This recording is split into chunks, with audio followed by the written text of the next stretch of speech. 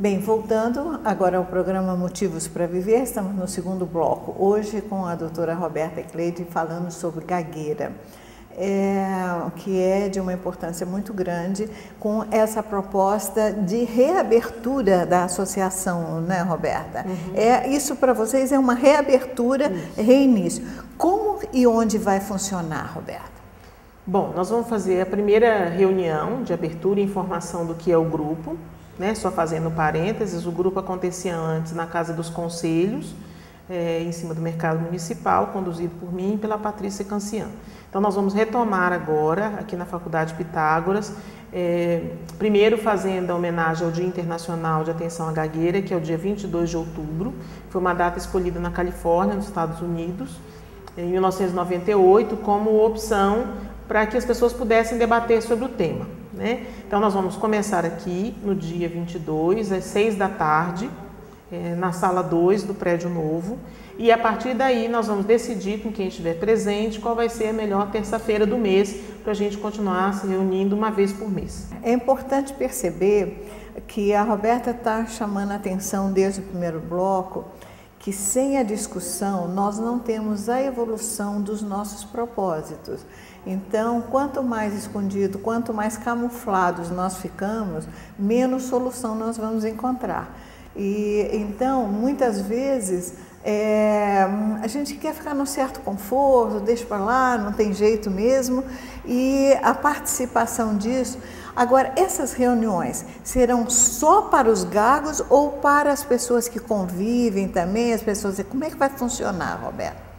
Bom, o alvo principal das reuniões são os gagos, são as pessoas que gaguejam, mas não é proibido que venham outras pessoas curiosas, professores, família, pessoas interessadas no tema, profissionais de outras áreas, da fonoaudiologia, mesmo na medicina, não tem problema, mas assim, o foco principal são as pessoas que gaguejam.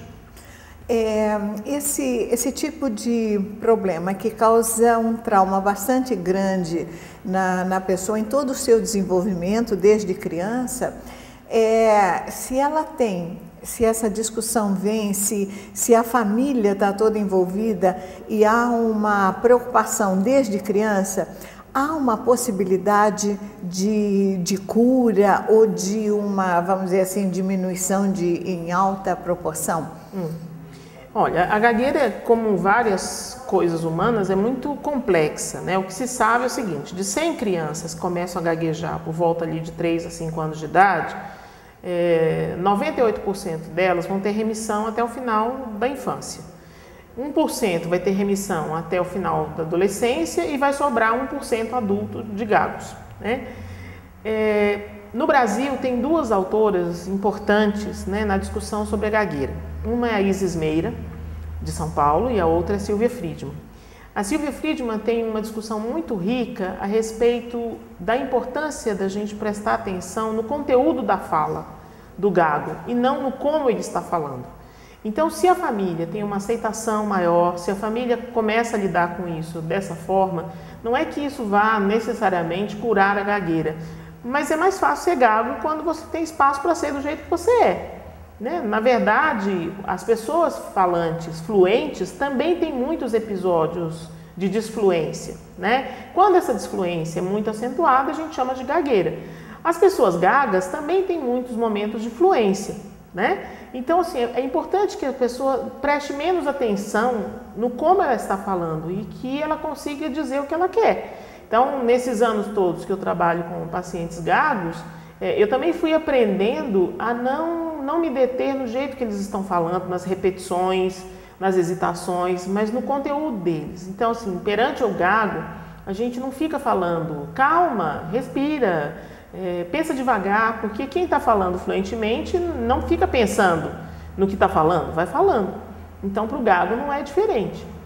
Agora, a causa com A maiúsculo, ninguém sabe. Tem um monte de teorias, um monte de discussões e o grupo é justamente para conseguir falar sobre isso, conseguir discutir sobre isso, conseguir pensar estratégias, fórmulas, maneiras, enfim.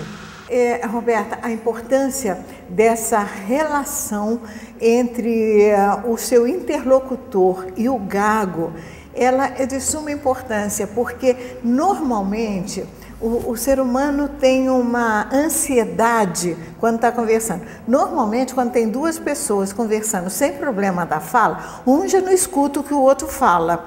Agora, quando está escutando um gago, a ansiedade de quem escuta é muito maior, principalmente no seio familiar. Isso tem que ter um certo treinamento, verdade?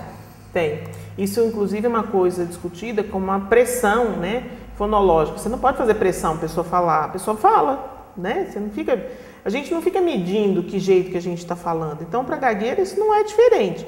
Então, quando a pessoa está gaguejando, o que a gente tem que fazer é esperar, né? Eu brinco às vezes com meus alunos, né? Principalmente quando eu dava aula na fonoaudiologia, eu falava assim, ó, é o exercício de você fazer cara de paisagem. A pessoa vai falar, né? No tempo dela, no ritmo dela. E qual é a pressa, né? Nós queremos saber o que ela tem a dizer. Né? Então isso também é um aprendizado, de sair dessa ansiedade, de ficar fazendo pressão no outro para que o outro fale, né? E que às vezes atropela o próprio conteúdo da fala. Quando existe toda essa pressão, a pessoa que tem esse problema, ela interfere na aprendizagem de alguma forma? Não na aprendizagem em si, interfere no contexto da aprendizagem, né? Relação com os colegas, né? O que você mencionou antes, às vezes tem situações de bullying, na relação às vezes com o professor, do professor não conseguir esperar, da turma não conseguir aguardar esse momento da fala da criança, do adolescente, né? Mas não especificamente o gago não tem nenhum problema cognitivo. Mesmo quando a gente tem situações de gagueira ligada a fatores neurológicos, como a afasia no adulto, né, que aparece com muita disfluência, mesmo assim, não é isso que interfere na aprendizagem, é uma condição neurológica anterior. Então, na verdade, não tem nenhuma relação entre gagueira, cognição, inteligência e aprendizagem. Dentro dessas discussões, você já está marcada a primeira reunião? Você falou, mas vamos repetir para as pessoas. É no dia 22 de outubro, às 18 horas, na sala 2 do prédio novo, aqui na Faculdade Pitágoras, na Avenida João Pinheiro. Veja a importância disso, porque de repente você não guarde só para você essa informação. De repente você tem um vizinho, de repente você tem um primo, um parente, um tio, sei lá. Porque mesmo às vezes a pessoa já estando adulta, a pessoa já estando com a vida mais ou menos resolvida, mas a experiência dela pode trazer contribuição para que a discussão ajude outras pessoas, porque é só através da discussão e dos valores de quem sofre o problema é que pode se desenvolver melhoras de vida e de qualidade de vida. Mas continuem conosco que nós voltamos já já no terceiro bloco e nós vamos falar um pouquinho também sobre autismo.